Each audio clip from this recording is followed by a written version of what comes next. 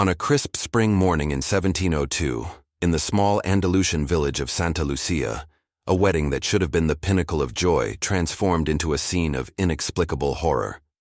Doña Isabella Marquez, radiant in her embroidered gown, vanished moments before exchanging vows, leaving behind only a faint scent of jasmine and a shattered altar strewn with petals. Witnesses whispered of soft, incomprehensible voices carried on the wind, while some swore shadows twisted unnaturally. In the candlelight, as if moved by unseen hands, panic spread through the congregation, yet Isabella's disappearance was sudden, leaving no footprints, no struggle, and no explanation. Church records document her absence, yet centuries of rumor, superstition, and fear have obscured the truth. Some historians insist she fell victim to jealousy or clandestine murder, while others murmur of darker forces, ritualistic abduction, vengeful spirits, or the lingering presence of a centuries-old curse that had haunted Santa Lucia for generations.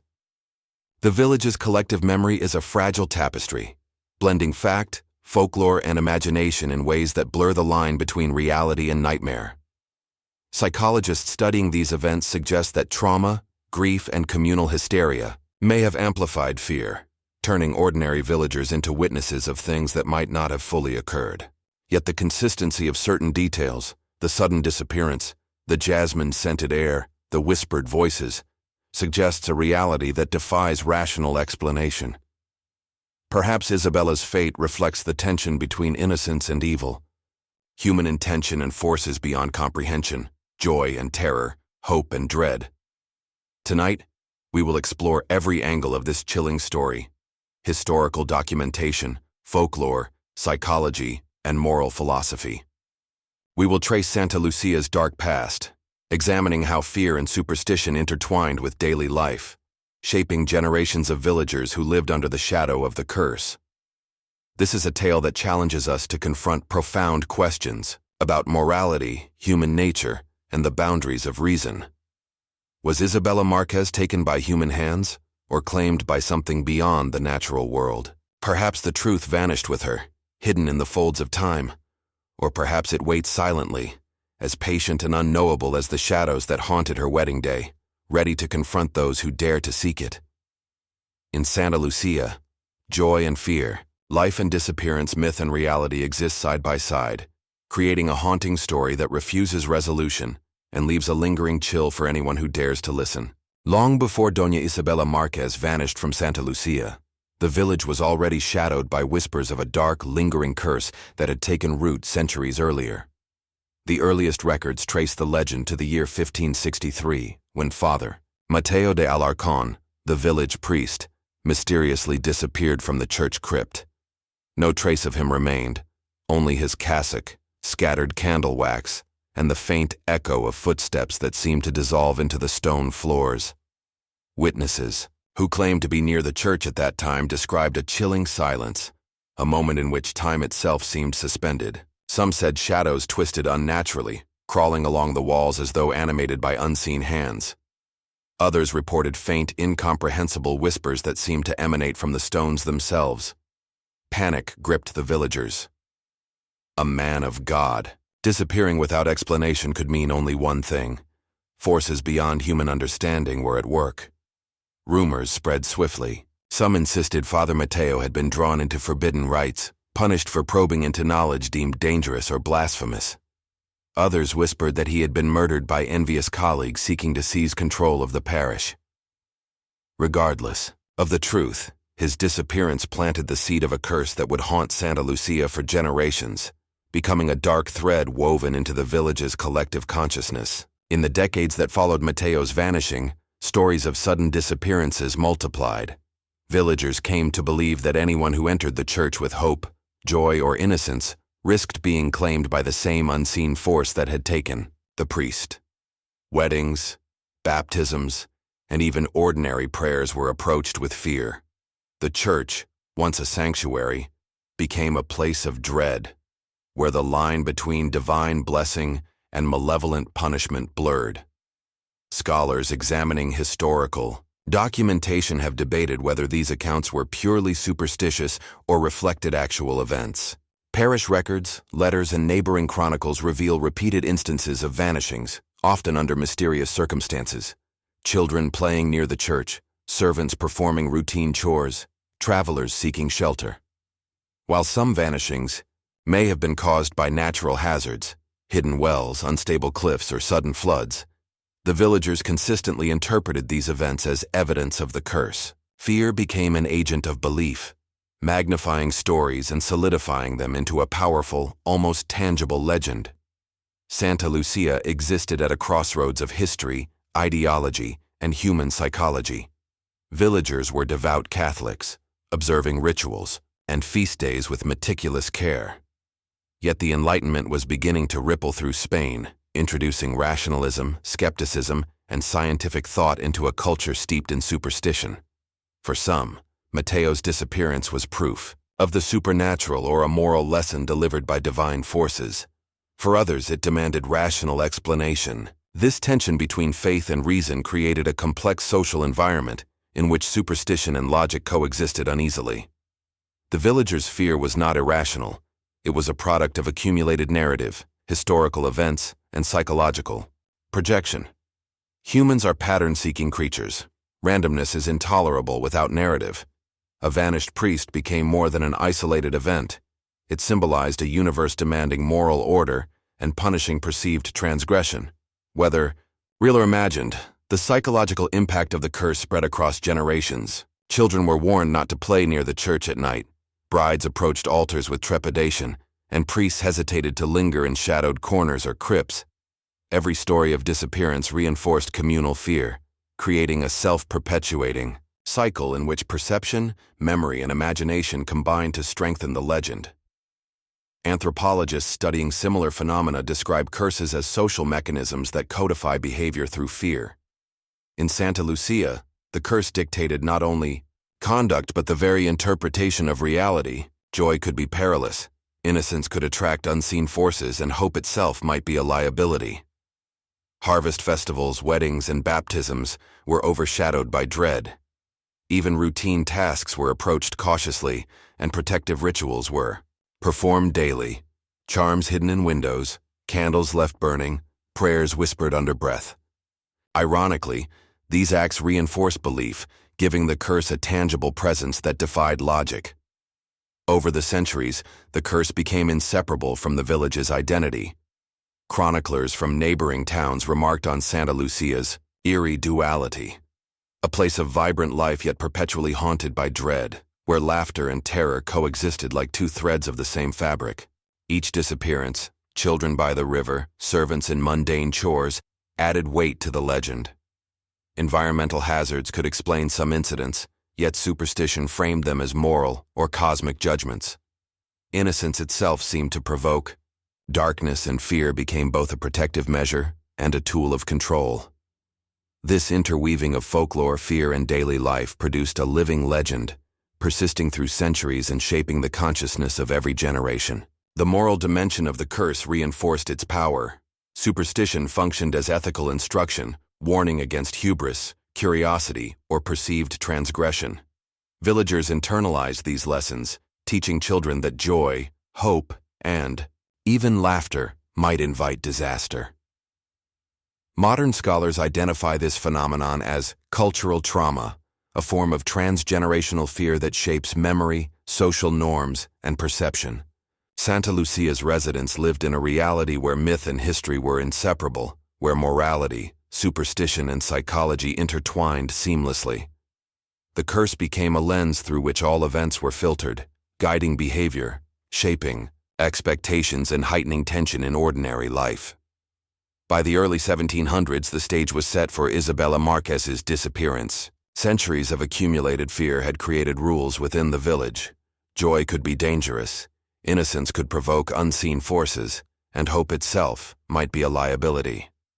The story of Father Mateo de Alarcón provided the framework for subsequent disappearances, establishing a historical and psychological foundation that amplified the terror surrounding Isabella. The curse, whether supernatural or the product of human manipulation, had become intrinsic to Santa Lucia, shaping perceptions and ensuring that every event would be interpreted through the lens of dread.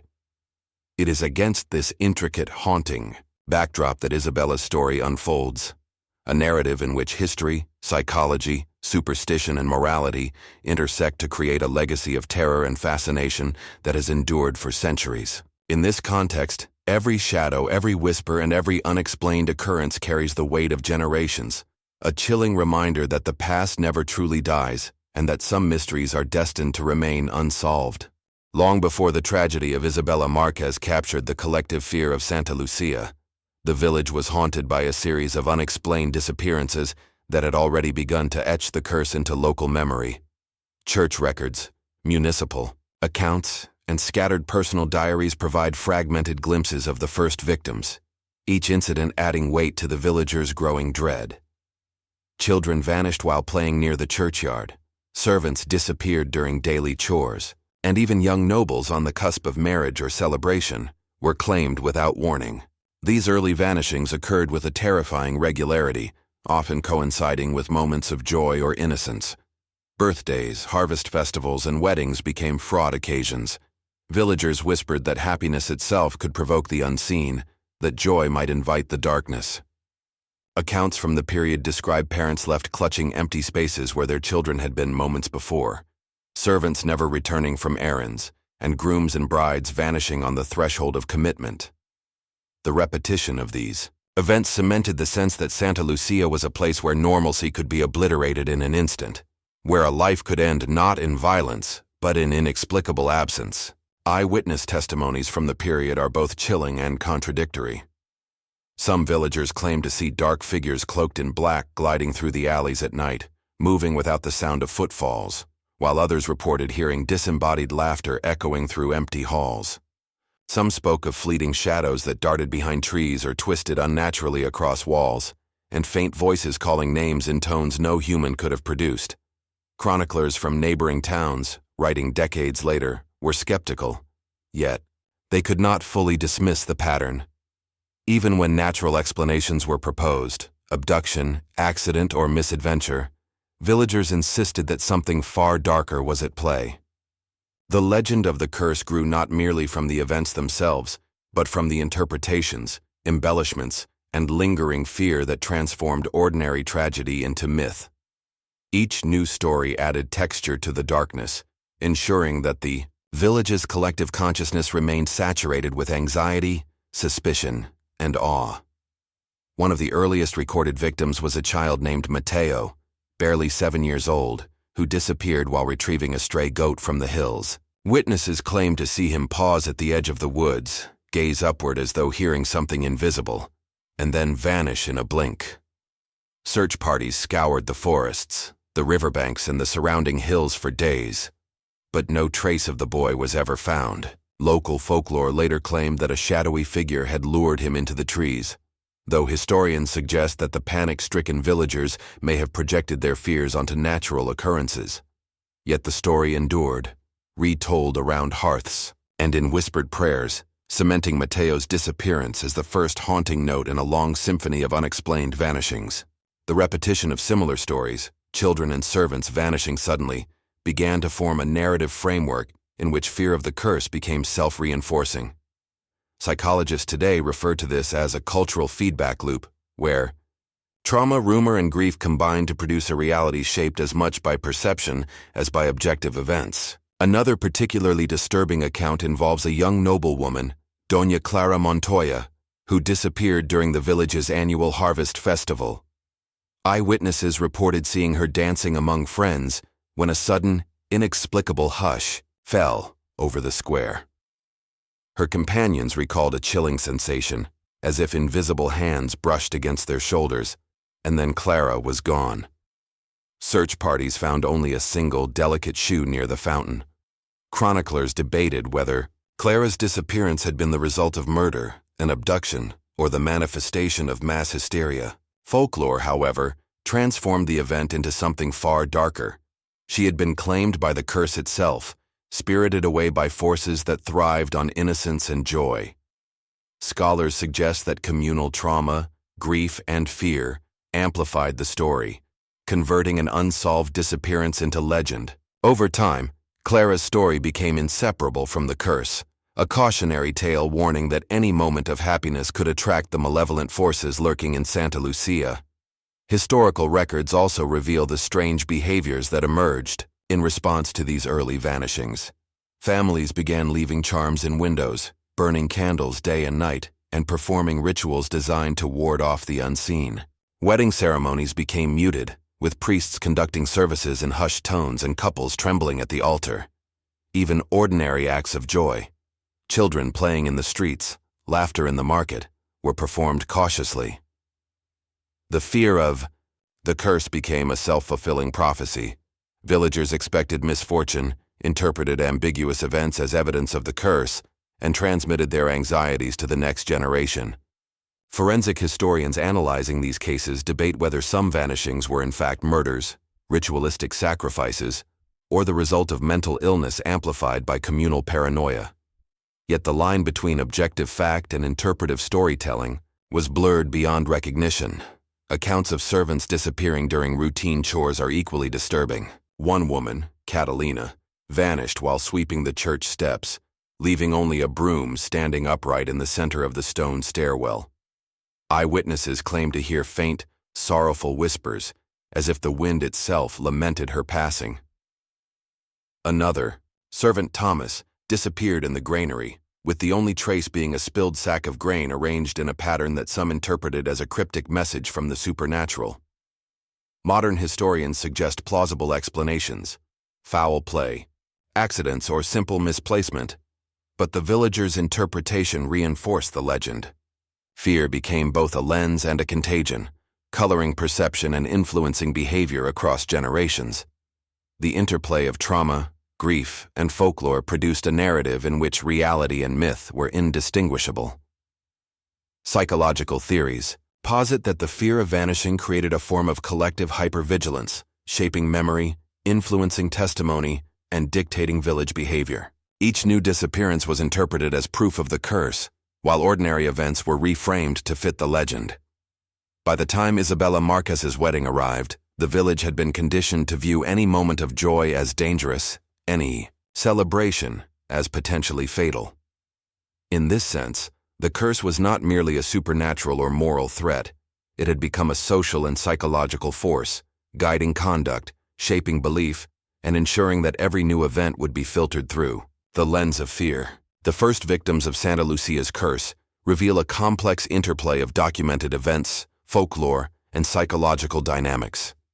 Children, servants, and young nobles vanished in ways that defied explanation, leaving behind an air of unease and a landscape littered with questions. Eyewitness accounts, contradictory yet hauntingly consistent in tone, transformed personal tragedy into communal myth.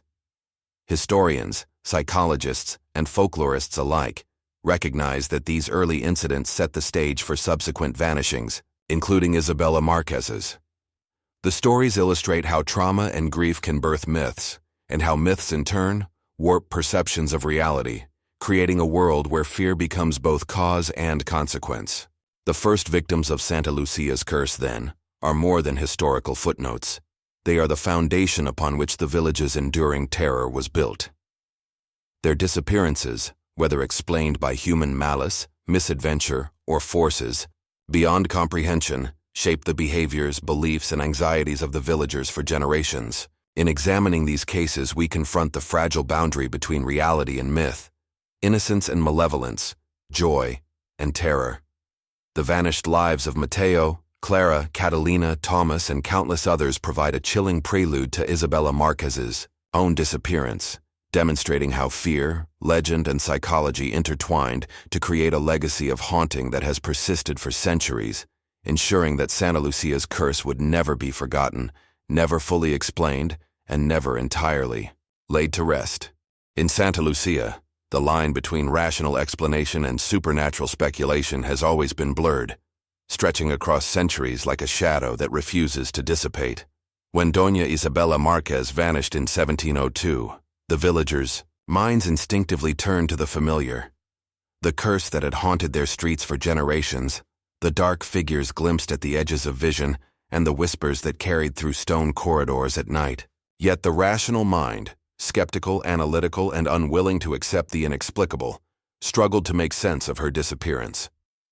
Modern historians, forensic psychologists, and cultural anthropologists have since attempted to reconstruct the event through the lens of science, examining environmental, medical, and social factors. Some argue that Isabella may have been poisoned, intentionally or accidentally, pointing to historical records of local feuds, jealous rivals, and suspiciously absent witnesses. Others suggest abduction, possibly for ransom or political leverage, given the prominence of her family and their connections within Andalusian nobility.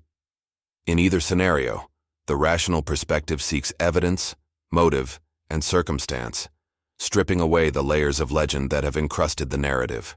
Over centuries, environmental hazards also offer a plausible explanation for many of Santa Lucia's historical vanishings, including Isabella's.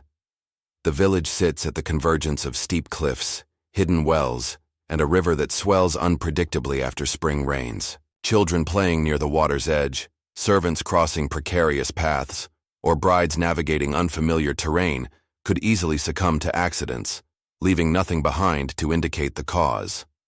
Historical meteorological records, albeit sparse, hint at sudden storms and flash floods, which may have contributed to some disappearances recorded in parish archives. Modern forensic reconstruction techniques suggest that even a brief lapse in attention could result in tragedy, particularly when combined with poorly documented infrastructure, slippery stone steps, and dense, confusing topography. Yet, for villagers steeped in centuries of superstition, such logical explanations were often disregarded.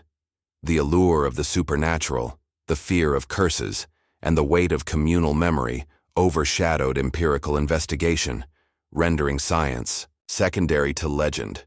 Superstition thrived in Santa Lucia, not merely because of fear, but because it provided narrative cohesion, moral instruction, and a mechanism to assign blame for inexplicable events. Astrology, religious omens, and whispered accounts of dark magic offered a framework through which villagers could interpret chaos.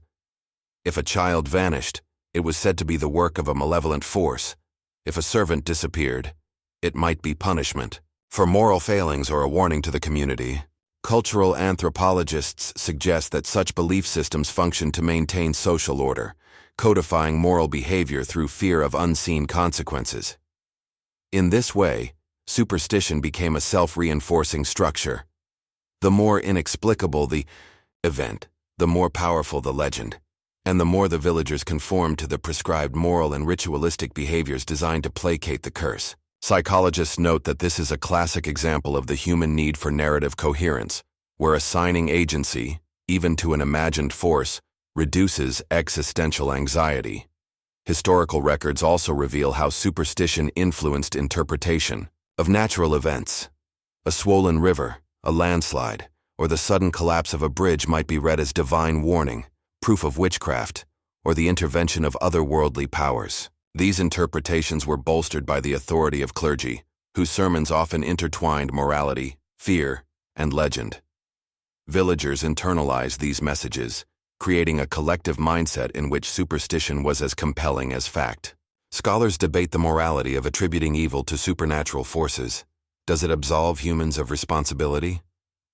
In the case of Isabella, if her disappearance was due to negligence, foul play, or environmental danger, framing it as the work of a curse or malevolent spirit allows society to externalize blame, preserving social cohesion while sidestepping uncomfortable accountability. Yet, this psychological mechanism comes at a cost. Truth becomes subordinate to narrative, and generations grow up inhabiting a world where fear dictates perception more than reason. Modern forensic psychology offers insight into how such beliefs persist and shape communal memory. The phenomenon of mass suggestion, where one account of an event influences countless others, may explain the consistency of eyewitness reports regarding shadows, whispers, or figures in cloaks. Traumatic events, particularly sudden disappearances, can produce lasting psychological effects including hypervigilance, hallucinations, and misattribution of ambiguous stimuli. Villagers recalling Isabella's disappearance decades later may have genuinely believed they witnessed figures or heard sounds, even if no objective evidence existed. The blending of memory, imagination, and fear creates a feedback loop in which legend and reality become intertwined, a phenomenon psychologists describe as collective traumatic memory. In Santa Lucia, this process ensured that each retelling of the curse, each mention of Isabella's fate, further entrenched superstition as the default lens through which events were interpreted. Cultural anthropologists have also emphasized the role of moral narrative in sustaining superstition. The curse and the stories surrounding it serve to codify behavior, teaching that transgression, carelessness, or hubris can invite disaster. Rituals, charms, and prayers are performed not only for protection, but as a demonstration of moral compliance, reinforcing social norms. In this sense, superstition is not merely irrational fear. It is a structured system that mediates risk, morality, and community cohesion. The tension between rational analysis and cultural practice is evident in contemporary examinations of Santa Lucia's history. While science can reconstruct environmental hazards, plausible motives, and human error, it cannot erase the layers of meaning that superstition has imposed. Shadows on the wall, whispers in empty halls, and vanished figures retain significance because they occupy both the physical and moral imagination of the villagers. Interviews with modern historians highlight the difficulty of disentangling fact from folklore. Some emphasize documented evidence of foul play, environmental danger, or social conflict, arguing that rational explanations provide closure absent in the legend. Others focus on the enduring psychological and cultural power of the curse, noting that superstition shapes perception, influences testimony, and governs communal behavior. Forensic psychologists point to the interplay between expectation and perception. If villagers expect malevolent forces, they are more likely to interpret ambiguous events as evidence of supernatural intervention. The result is a historical record in which objective truth is inseparable from myth, and where scientific inquiry must contend with centuries of narrative conditioning. The case of Isabella Marquez exemplifies this dynamic. Rational analysis can propose poisoning, abduction, or accidental death. Yet none of these theories fully account for the consistency of eyewitness accounts or the villagers' response to her disappearance. Astrology, omens, and whispered accounts of dark magic provided a framework that made the unexplainable comprehensible, even if incorrectly. Modern scholars argue that the persistence of superstition does not negate the possibility of scientific explanation. Rather, it highlights the human need for narrative, meaning, and moral structure. The interplay of psychology, culture, and empirical observation demonstrates how fear can shape reality, transforming mundane tragedies into enduring legends. Ultimately, Santa Lucia exists in a space between science and superstition, reason and belief, morality and narrative. Each disappearance, environmental hazard, or suspicious death is filtered through layers of history, psychology, and communal memory. The curse, whether real or imagined, functions as both explanation and moral guide, shaping behavior and interpretation for generations. Science can reconstruct possible scenarios, uncover motives, and illuminate risks. But superstition endures because it satisfies a deeper need to provide meaning in the face of the incomprehensible. In examining the balance between rational investigation and entrenched legend, we confront fundamental questions about human perception, morality, and the limits of understanding. Perhaps Isabella Marquez's fate will never be fully explained. Perhaps the truth lies hidden among shadows, whispers, and centuries of fear, awaiting only those willing to confront the uneasy intersection of fact and myth. Even as Doña Isabella Marquez vanished from Santa Lucia, leaving the village steeped in grief and fear, not all who witnessed the events were taken or silenced. Some survived to recount their experiences, though their stories were often fragmented, filtered through the lens of trauma, rumor, and the passage of decades. Among the most notable were Isabella's cousins, members of her immediate household, the village priest, and several long-serving servants who had observed the events from the shadows. Their accounts describe fleeting, unsettling phenomena, a veiled figure glimpsed in candlelight, shadows moving contrary to natural motion, and whispers that seem to echo within the mind rather than in the air. Survivors reported cold drafts in otherwise sealed rooms, sudden feelings of vertigo or nausea, and an oppressive sense of being watched at all times. These experiences, recorded carefully in letters, diaries, and oral testimonies, offer a chilling glimpse into the psychological landscape of Santa Lucia in the months and years following Isabella's disappearance. The persistent terror, isolation, and the subtle but undeniable pressure of unseen eyes transformed everyday life into a stage for fear. Isabella's cousins provide some of the most detailed narratives. One described walking through the village square shortly after her disappearance, noticing shadows stretching unnaturally across cobblestones, as if reaching for something unseen. She recounted hearing a soft voice whisper her name, so precise, so intimate, that it seemed to know her thoughts and fears. Another cousin reported dreams in which Isabella appeared, veiled and silent, gesturing toward the church crypt. Over time, these dreams intensified, and the survivor began to notice the same veiled figure in waking moments, fleeting at first, then lingering at doorways and windows. Such accounts illustrate the interplay between grief, memory, and perception. The mind, haunted by loss, begins to interpret ambiguous stimuli as evidence of a persistent, malevolent presence.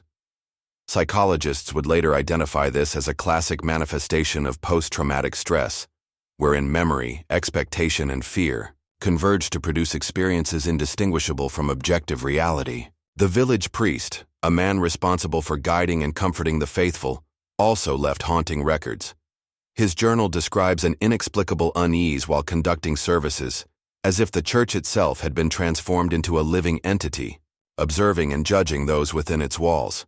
Candles would flare unexpectedly, doors would creak despite being latched, and voices, sometimes pleading, sometimes mocking, would drift along empty corridors. The priest's writings reveal a struggle between faith and doubt, between the rational need to console his parishioners and the visceral horror he experienced firsthand.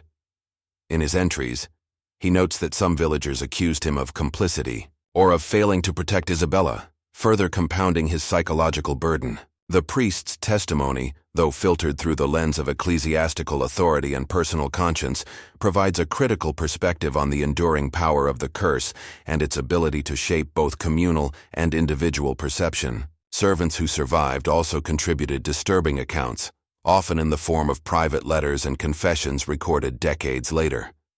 One servant described being alone in the kitchen when the temperature dropped suddenly and a chair tipped over without apparent cause. Another reported hearing footsteps in empty hallways and glimpsing a fleeting shadow of a figure clothed in black, moving silently against the wall. The consistency of these reports, across years and among individuals with no apparent motive to deceive, suggests a pattern that cannot be dismissed easily. Historians and anthropologists note that while some details may have been exaggerated or altered over time, the persistence of certain elements, veiled figures, cold drafts, whispers, points to either a shared psychological experience or a phenomenon that genuinely defied explanation. The survivors' testimonies collectively create a map of fear, charting the areas where terror was most acute, and providing insight into how trauma was spatially and socially distributed within the village. Decades after Isabella's disappearance, these accounts were further complicated by the intermingling of memory and rumor. Survivors' children, grandchildren, and neighbors often recounted the stories, adding layers of embellishment or misinterpretation. A cousin's whispered observation of a shadow became, in retelling, a figure gliding across walls. A servant's fleeting chill transformed into a sudden gust that extinguished multiple candles. Yet despite the inevitable distortions introduced, by time, certain elements remain consistent.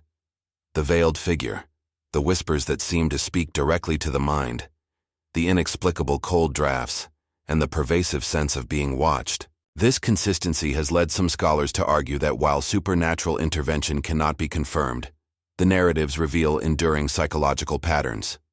Fear, isolation, grief, and the anticipation of danger shape human perception, creating experiences that feel tangibly real even when their source is internal rather than external. In Santa Lucia, the boundary between lived experience and imagination was effectively dissolved, leaving survivors, and by extension the entire village, trapped in a reality mediated by terror. Psychologists examining the survivors' accounts highlight the role of post-traumatic stress in shaping perception and memory. When trauma occurs suddenly and without explanation, The brain often constructs narratives to make sense of incomprehensible events. In Santa Lucia, the sudden disappearance of Isabella, combined with the weight of centuries of fear, produced conditions in which ordinary stimuli, shadows, drafts, noises, were interpreted as confirmation of the supernatural. Survivors frequently reported physiological responses consistent with acute stress, rapid heartbeat, trembling, dizziness, and a sense of unreality. These responses, combined with communal reinforcement of the legend, created a feedback loop in which fear both produced and validated the perception of danger. In effect, the survivors became both witnesses and participants in a collective psychological phenomenon, one in which grief, anxiety, and expectation interwove to create experiences indistinguishable from objective reality. Ethical questions emerge when considering how to interpret these accounts.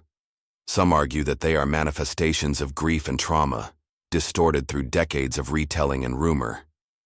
Others insist that the uniformity of experiences across multiple witnesses, combined with the historical pattern of vanishings, suggests the presence of something genuinely malevolent in Santa Lucia. Historians face a dilemma.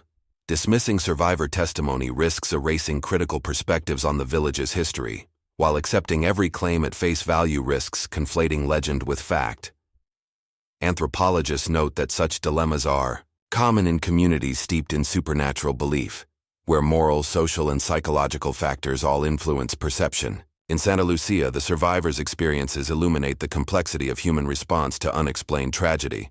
Fear, memory, and expectation interact to shape reality in ways that are both personal and collective. The patterns revealed by survivors' accounts are striking. Individuals consistently report a sense of being watched, sudden temperature changes, and fleeting glimpses of veiled figures or shadows. Whispers, often described as directly addressing thoughts rather than spoken aloud, recur across narratives. Spatially, the reports cluster around locations associated with Isabella: the church, her family home, the square where she was last seen. These consistencies suggest either a psychological imprint left by collective trauma or an enduring supernatural phenomenon. Whatever the explanation, the survivors' experiences bridge the gap between past and present, between historical fact and communal memory, offering insight into the enduring power of fear and legend. Ultimately, the survivors' accounts of Isabella's disappearance and the events surrounding it reveal a complex interplay between trauma, memory, and belief. Fear became tangible. Grief took on a form that could be seen, felt, and heard. Shadows and whispers, whether real or imagined, shaped behavior, dictated movement, and influenced daily life. Post-traumatic stress, communal reinforcement, and the moral weight of superstition created a shared psychological landscape in which reality was mediated by expectation. In Santa Lucia, the boundary between perception and truth was forever blurred. The accounts of cousins, servants, and the village priest illuminate both the human capacity for resilience and the vulnerability of the mind to fear and suggestion. Some interpret these experiences as grief-stricken hallucinations. Others insist that malevolent forces were at work. Regardless, the survivors' testimonies leave a haunting impression, a reminder that even in absence, Isabella's story persisted, shaping consciousness, memory, and morality for decades. Their narratives are more than anecdote. They are evidence of a village transformed by trauma, a community caught in the liminal space between rational understanding and the incomprehensible, and a testament to the enduring power of fear in shaping human experience. Over the centuries, Santa Lucia has become a repository not just of historical events but of speculation, legend, and theory. Dozens of explanations have been proposed for the disappearance of Doña Isabella Marquez, each more chilling than the last, each reflecting the fears, desires, and moral frameworks of those who crafted them. One enduring hypothesis suggests that Isabella was sacrificed, taken to appease an unseen deity or malevolent force that demanded innocence as currency. Chroniclers of the late 17th and early 18th centuries speculated that the village's location, perched between hills, rivers, and hidden groves, was a site of ancient rites, perhaps remnants of pre-Christian practices now intertwined with local superstition. In this interpretation, The church itself is not merely a place of worship, but a threshold, a conduit between the human and the supernatural, capable of drawing the innocent into unseen realms. Archaeological studies have revealed traces of earlier, ritual activity in the surrounding region, though none conclusively connected to Isabella's disappearance. Yet, for folklorists and the villagers themselves, the idea of sacrifice resonates, offering both a moral and narrative explanation. The unthinkable loss is framed as part of a larger cosmic design, a punishment or offering that gives the event structure, meaning, and paradoxically, a kind of grim beauty. Another persistent theory centers on human jealousy, ambition, and malice. Some historians argue that a rival suitor, driven by envy and spurned affection, orchestrated Isabella's disappearance. Letters preserved in parish archives suggest tensions between noble families, rival claims to dowries, and whispered scandals that could have motivated foul play. Eyewitness accounts describe mysterious visitors in the village in the days preceding the wedding, cloaked figures whose presence was noted but never questioned in detail at the time. Modern forensic psychologists argue that interpersonal motives remain one of the most likely explanations for disappearances, historically classified as supernatural. Jealousy, obsession, and greed are powerful human forces, capable of producing acts that seem incomprehensible to those outside the immediate drama. In this reading, Isabella's vanishing is stripped of myth and horror and reframed as an outcome of human cruelty, an event where human psychology explains what legend has mystified. Yet even within this rational framework, gaps remain. Why? Was there no trace, no evidence, no confession? And why did the village's memory immediately interpret the event through the lens of the long-standing curse? These questions reveal how human agency and cultural context intertwine, creating ambiguity that fuels both rational and supernatural explanations. Some theorists posit that the village itself is cursed, a nexus of supernatural malevolence that acts independently of human action. Legend suggests that Santa Lucia sits upon a fault line, not merely geological but spiritual, where energies, ancient, unknowable, and malevolent, converge. In this perspective, Isabella's disappearance is not an isolated incident but part of an ongoing pattern, a continuation of the centuries-old legacy of vanishings that began with Father Mateo de Alarcón.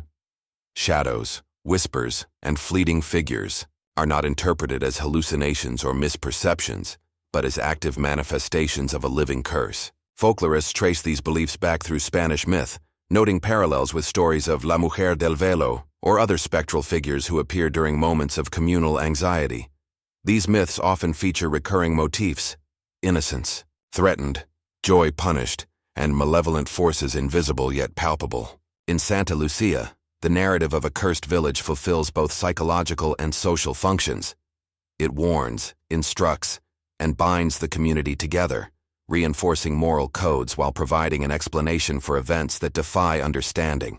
Archival letters, parish records, and eyewitness testimonies provide tantalizing fragments that support multiple interpretations simultaneously. Some letters reference mysterious visitors, while others describe sudden drafts, unexplained noises, and shadows that seem to behave autonomously. Parish records document disputes, disappearances, and deaths, yet rarely offer conclusive explanations. Historians sift through these documents with meticulous care, attempting to separate fact from folklore. Yet the more evidence they uncover, the more ambiguity persists. Every rational explanation opens new questions, and every legend gains credibility from repeated retellings. The tension between documented fact and oral tradition creates a historical landscape in which certainty is impossible, and every hypothesis, human, malevolence, supernatural intervention, environmental hazard, competes with competing interpretations. The psychological lens provides further insight into the endurance of these theories. Humans crave narrative closure. Events like Isabella's disappearance, which resist resolution, produce cognitive dissonance. Fear and uncertainty encourage the development of explanatory frameworks, whether rational, supernatural, or a mixture of both. In Santa Lucia, the interplay of trauma, memory, and communal reinforcement ensures that explanations are never purely objective. Survivor accounts, though filtered through grief and time, repeatedly reference similar phenomena. Veiled figures, whispers, sudden chills, and the sense of being watched. Psychologists argue that these repeated motifs indicate both shared trauma and the mind's propensity to pattern recognition, which transforms ambiguous stimuli into coherent, emotionally charged narratives. Folklore and legend, in turn, codify these experiences, reinforcing the psychological framework and embedding the story deeply within cultural consciousness. Rational hypotheses and supernatural legends are not mutually exclusive. In fact, their intersection often fuels the enduring fascination with Isabella's disappearance. Perhaps she was taken by a jealous suitor, yet the veil of superstition amplified the event, transforming human malice into cosmic horror. Perhaps environmental hazards played a role, yet folklore imbued ordinary accidents with extraordinary significance. Scholars emphasize this duality, noting that Santa Lucia functions as a kind of cultural crucible where reason and myth coexist, clash, and reinforce one another. The human need to assign blame, find meaning, and comprehend loss ensures that the story evolves, adapting to the fears and values of each successive generation. Some argue that Isabella was simply a victim of human cruelty, caught in the crossfire of jealousy, rivalry, or negligence. Others maintain that the village's curse was real, active and insatiable, feeding on joy, innocence, and hope. Both interpretations have merit within their respective frameworks, yet neither resolves the ambiguity that has perpetuated fascination for centuries. Theories and myths coalesce into a tapestry that is simultaneously historical, psychological, and cultural, a network of ideas that continues to captivate historians, folklorists, and true crime enthusiasts alike. By examining these layers, rational hypothesis, supernatural speculation, survivor testimony, and cultural transmission, we glimpse the complexity of human interpretation and the persistent allure of mystery.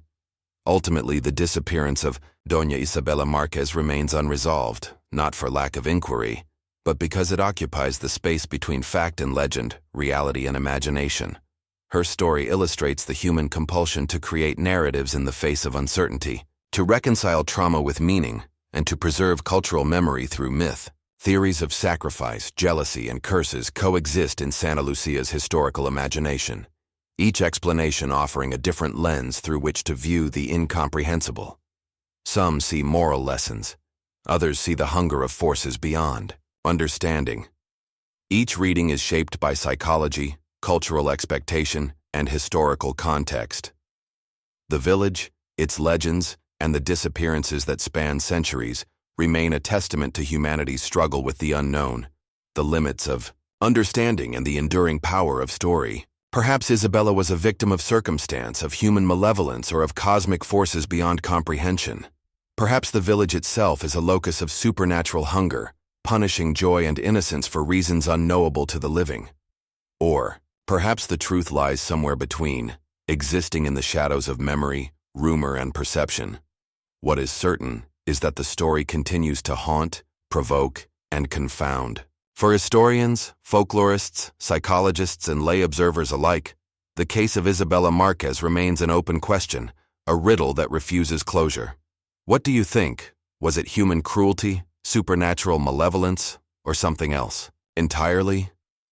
The ambiguity ensures that debate, curiosity, and fear persist, keeping the legend alive across centuries and ensuring that Santa Lucia's shadow stretches far beyond its cobblestone streets and silent church walls.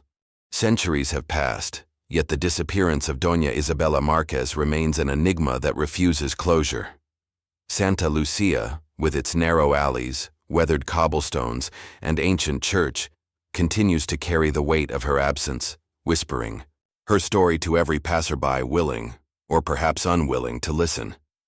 The village itself seems suspended between time and memory, a place where joy has been permanently tinged with fear, where celebrations are shadowed by centuries-old anxiety, and where the ordinary acts of life unfold beneath an invisible, watchful presence. Each generation inherits not only the architecture of the village, but also the psychological residue left by Isabella's vanishing. Parents warn children to behave, not merely as a matter of discipline, but as if some unseen force could be provoked by laughter or delight. Visitors report feeling inexplicable chills, sudden shadows, or whispers that appear to come from nowhere, further reinforcing the sense that Santa Lucia exists at the intersection of reality and legend. In this way, the village becomes both stage and character in its own haunting drama, a participant in a narrative that refuses to yield simple answers. Perhaps Isabella was murdered, a casualty of jealousy, ambition, or human cruelty, her absence, recorded only in fragmented documents and whispered accounts. Perhaps she was spirited away by forces that defy human comprehension, a victim of supernatural malevolence or a lingering curse that had haunted Santa Lucia for centuries.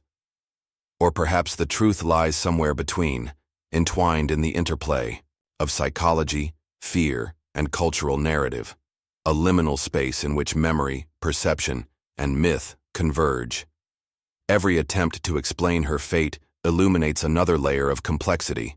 Rational investigation encounters folklore, forensic analysis, clashes with eyewitness testimony, and scholarly inquiry contends with stories passed down through generations. The result is a puzzle with pieces that almost, but never entirely fit together, a narrative that engages both intellect and imagination while leaving an indelible mark on those who dare to examine it. Scholars, skeptics, and believers continue to debate Isabella's fate, each interpretation reflecting not only evidence or theory, but also the human desire to assign meaning to events that resist understanding. Some insist that the truth has been irretrievably lost to time, buried under layers of legend and the erosion of memory. Others maintain that the answer remains hidden in plain sight, waiting for the perceptive, the daring, or the unfortunate to uncover it.